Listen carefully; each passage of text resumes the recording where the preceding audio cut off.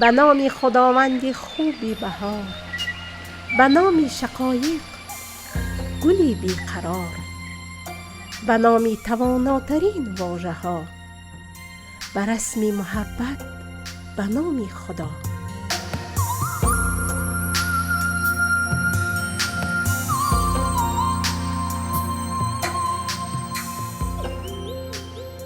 السلام علیکم هموطنان عزیز، مردان و زنان پاک و با ایمان سرزمینمان تاجیکستان، و البته یک سلام و خوش آمدید صمیمانه به شما که همکنون شنونده برنامه حکایاتی از گلستان هستید. امیدوارم خوب و خوش و سلامت باشید. زندگیتان سرشار از آرامش و خوشبختی باشد.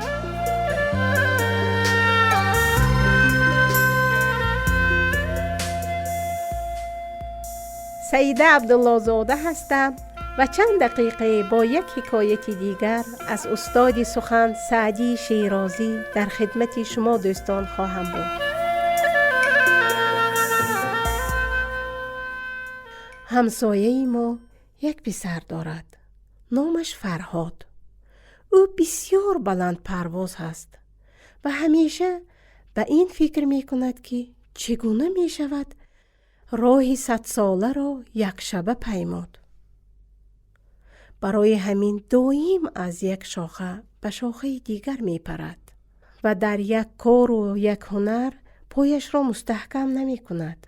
پدر فرهاد انسان دنیا دیده و با تجربه است و می داند که خاصیت جوانی همین اشتیاق به آزمودن و تجربه کردن است. برای همین در عین حالی که همیشه او را کمک و حمایت می کند، اما بسیار منطقی و آرام با فرزندش صحبت می کند. او می فهماند که باد آورده را باد می برد یا راه 100 ساله را یک شبه رفتن عاقبت خوبی ندارد. و من گاهی صدایشان را می شنوم که دو کسه دوشا دوشی هم با گفتن جمله معروف آهسته و پیوسته بسیار صمیمی می خندند و به آینده با چشم امید می نگرند.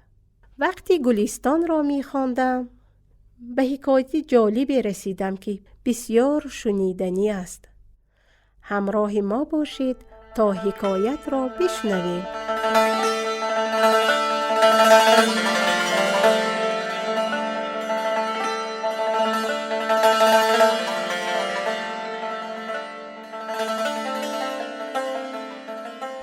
روزی به غرور جوانی سخت رانده بودم و شبانگه به پای گریوه سست مانده.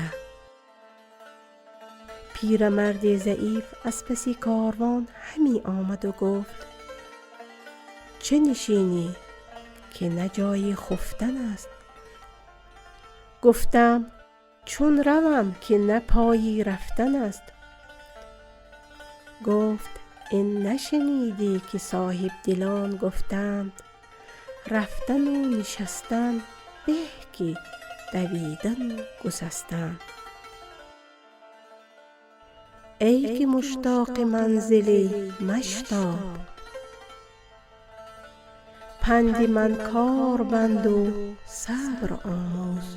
اسب تازی به تک رود به شتاب و اشتر آهسته می رود شب و روز.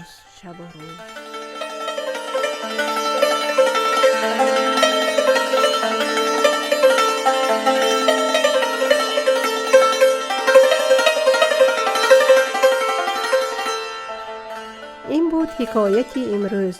در پایان تنها به یک نکته اشاره می کنیم که ما پدر و مادران، ما مسئولین و مدیران و یا ما کلان شونده ها یک وظیفه بسیار مهمی داریم که گاهی از آن غافل هستیم. به آن حمایت کردن و کمک کردن به جوانان و نوجوانان است، نه اینکه سنگ پیش راه یا خاری پایشان باشیم. جوانان امید ما و آینده وطن هستند قدرشان را بدانیم و با محبت کردن قلب و روحشان را سرشار از عشق و آرامش کنیم. آینده از آن ما و شماست.